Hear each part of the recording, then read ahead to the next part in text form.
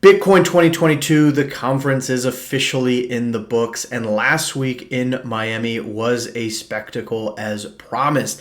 And in today's video, I want to go into some of the top highlights that you should be aware of. Let's jump in.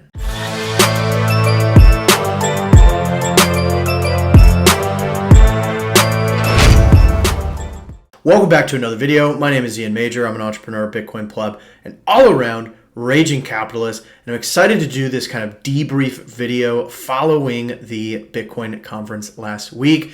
There was a ton of different announcements and highlights, and so in today's video, I am challenging myself to distill things down to the top three highlights from the conference. And that is, again, amidst a lot of exciting stuff. So you're not going to want to miss a thing. I think these are really important themes that we're going to see play out for weeks, months, and indeed years to come. For those returning to the channel, welcome back, my friends. As always, it is great to have you. And for those new to the channel, I welcome you as well. If you like this content, I invite you to consider subscribing and join us in our merry growing gang in cyberspace.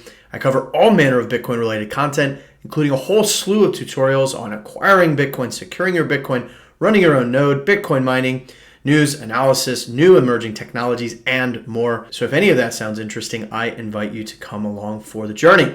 But with all that out of the way, let's jump into the first highlight of our list.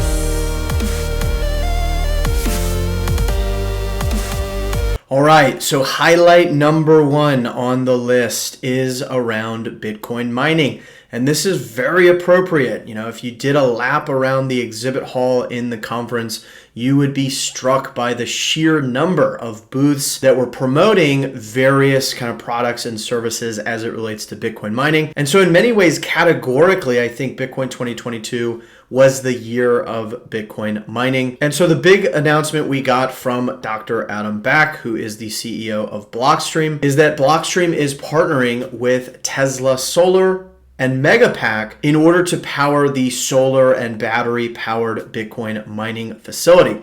Now recall that in 2021, we got the initial announcement that Blockstream would be partnering with Block, formerly known as Square, to build fully solar and battery powered Bitcoin mining operations. And so the addition to that, the kind of incremental update, is that Tesla Solar PV and Megapack will be the ones actually powering the Bitcoin mining facility. This is going to be a $12 million pilot project initially that's going to roll out in Texas in the coming months. So it should be pretty quick that we'll be able to kind of see this in action.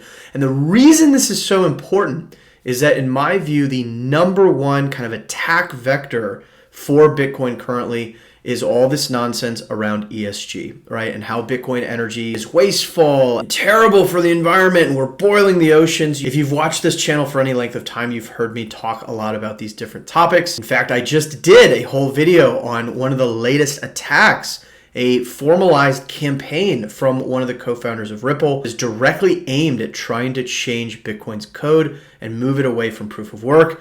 Good luck, right? But I encourage you to watch that video where I also reference some of my past work around debunking a lot of the energy related FUD or, fear, uncertainty, doubt that you hear in the mainstream media. But the reason this highlight is so important is because it is going to provide real world data and evidence to demonstrate that Bitcoin is not only not bad for the environment, it can actually help incentivize and bootstrap new renewable energy sources. So it can help fund new renewable energy sources in a very big way. Because as you can see, this is going to provide a publicly accessible dashboard with real-time metrics that show, the amount of energy going into it, how many Bitcoins are being mined, et cetera, et cetera. So this is the real-world application of the argument that many of us, watching this and listening know very well, but the rest of the world doesn't. And trust me, this is one of the biggest attack vectors politicians and government officials are going to try and use to influence Bitcoin. Now, are they ever going to be successful with it? No, of course not. But that doesn't mean they can't make our lives as Bitcoiners as awful as possible along the way. And so I think this is going to go a very long way in demonstrating to the world once and for all that Bitcoin is, again, not only not bad for the environment, but can actually be a driver of renewable energy usage. So it'll be pretty exciting to see that play out. I'll definitely do follow-up videos as that progresses. But with that, let's switch over to our second topic, our second highlight for the list. And that is the announcement of Taro. Taro is a new Taproot-powered protocol, which stands for Taproot Asset Representation Overlay, and essentially allows for issuing additional assets on Bitcoin that can be transferred via the Lightning Network. So let's unpack this just a bit. I'm definitely going to do a future video where I go into the gory technical depths in a lot more detail. So right now we'll stay pretty high level. But what this does is via the new tree structure that Taproot brings to Bitcoin, this enables developers to embed an arbitrary number of assets into a single Taproot output. And so what this means is you could create a new asset such as, Lightning USD, right? LUSD, and it sort of serves as a stable coin. You can, issue. It uses what's called embedded consensus, meaning that we're able to use Bitcoin as an ordering mechanism to prevent things like double spend, right, for these new assets, but it also allows for special metadata to be embedded in these different assets. And so this can support fungible assets such as stable coins, but it can also support, in theory, collectibles. A lot of people forget that NFTs originated on Bitcoin, right? Going all the way back to OG projects like colored coins. At the time, that was quite unpractical because you had to stuff the blockchain with a lot of data that made things quite unwieldy. But now, with some of the new tree structures that Taproot enables, you're able to do some of this stuff a lot more efficiently without introducing new kind of gas tokens and things like that. And it can all benefit from the resiliency, robustness, immutability of Bitcoin while providing a lot more flexibility for different assets. You may ask, why is this important in the first place? Well, think about it. In order to extend the umbrella of users, particularly of the Lightning Network, things like stablecoins are going to be very useful. As I've mentioned in prior videos, like it or not, it is simply unreasonable to expect the masses of society to adopt the Bitcoin Lightning Network without a bridge type asset like a stablecoin that they can kind of quickly switch in and out of. So bottom line, what this does is it enables new assets to be created and transferred on the Lightning Network. So it's very, very cool how this works. Again, I'll go into more depth in a future video, but really cool stuff. I think this is going to be a big deal. It's kind of hard to visualize all the things that will come out of this initially, but I think stablecoins are probably a no-brainer use case for this. And again, that's going to extend the group of individuals who are going to be willing to adopt and come into the network. This is very good for Lightning node operators who are going to have more activity and more assets that provide them with fees. They don't even have to know or care about what these additional assets are. It's going to incentivize additional liquidity to come into the Lightning Network. So this brings a lot of additional benefits to all participants of the Lightning Network, regardless of whether you want to use these new assets or not. So that's all I'll say for now. Again, I'll do a future video where I go into a lot more depth into how it actually works, because it is very, very interesting.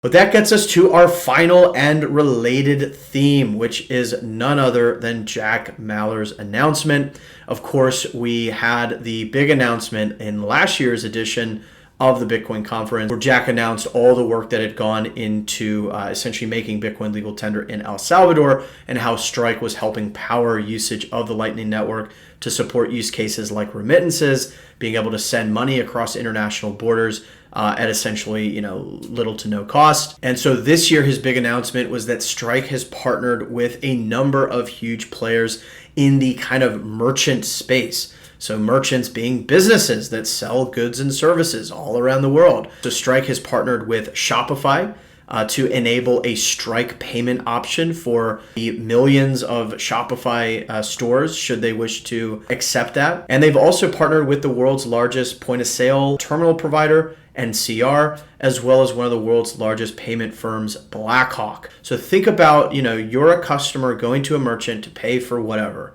right? You have at your fingertips all sorts of innovations, Venmo, Cash App, different Bitcoin wallets, Lightning wallets, right? There's been a lot of innovation on the consumer side, but not as much on the merchant side, which is what Jack's whole point is. What Strike's integrations with these huge players is now doing is it's enabling merchants to receive payments even in fiat. This is not necessarily saying they have to accept the payment in Bitcoin, because right before it gets to the merchant, they can do a conversion of Bitcoin on Lightning, so sats on Lightning, into whatever fiat the merchant wants to accept, and that is what gets rung up in the cash register for that merchant. So it's pretty wild how this works, and this can allow merchants to avoid what can often be around 3% of transaction fees that they pay to payment networks like MasterCard and Visa, as well as the issuing bank for the consumer's credit card and the acquiring bank for the merchants. So again, like I could be a consumer paying in fiat. That fiat gets converted into Bitcoin on the Lightning Network, zips across on the Lightning Network, and right before it gets to the merchant, it converts back to fiat. Now, the merchant can, of course, accept Bitcoin as payment, but they don't have to. This is simply using the open Bitcoin Lightning Network as payment rails with the addition of these kind of conversion elements from fiat to Bitcoin on the front and back side of the process. It's not going to be perfectly feeless. Obviously, you have the routing fees of Lightning itself, and there's got to be some sort of fee related to the conversion of fiat into Bitcoin. Strike isn't necessarily going to add a fee to that, but there's always going to be spreads related to those types of conversions. A lot of people have also asked about tax, implications and stuff. But this is a huge deal, and I don't think a lot of people have really processed it as such. It was actually a bit of a letdown for a lot of individuals who I think thought that, maybe the big news was going to be Apple, right? Some integration with Apple Pay. So what Jack and the Strike team are doing here is they're laying the foundation for Bitcoin to become the payment rails of the world. Early on and initially, are people going to really want to pay for things with their Bitcoin?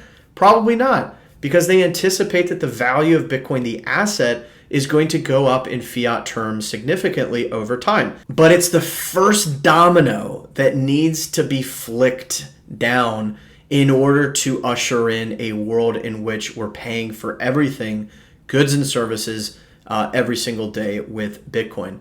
And so how I think this will unfold is step one, you now have this pretty incredible incentive for merchants to at least accept this new set of payment rails. So essentially the merchant now is able to say, I accept payments through Visa, I accept payments through MasterCard, and now I accept payments through Strike and the Bitcoin Lightning Network, right? Like that's what's being added for the merchant. And the merchant's comparing those different options and they're saying, so you're telling me I have to give up, 3% of every transaction for those first two, nothing even remotely close to that for the last one? 3% of every transaction, that is a ton of money. So the merchant is going to be highly incentivized to encourage their customers to use this payment method. So you could imagine, maybe 1 to 2 kind of cash back or a discount to, consumers. It doesn't sound like all that much, but it'll start this domino effect. As more and more people start to use this, you'll end up ultimately having a few merchants start to actually accept the payments, not in fiat, but in Bitcoin. And then some time from now, when Bitcoin, the asset, is much more mature, you may find a world where merchants are really emphasizing that, hey, have you ever walked into a merchant and they're, you go to swipe your card and they say, oh, you don't have cash, right? Merchants are going to do that same thing, but they're going to say, oh, you don't have any Bitcoin? That is what's going to happen next. And then finally, they're going to say, we just don't accept cash here, right? It's Bitcoin or nothing. And so again, this is all going to take a long, long time to unfold, but this is a really, really big deal, much, much bigger than I think the common average sentiment has been in response to this announcement. But it certainly remains to be seen exactly how this plays out, at what pace, etc. But you love to see it. It really is the next big step for making Bitcoin and specifically the Lightning Network a ubiquitous payment network for everyday life. So with all of that, let's go ahead and wrap today's video up.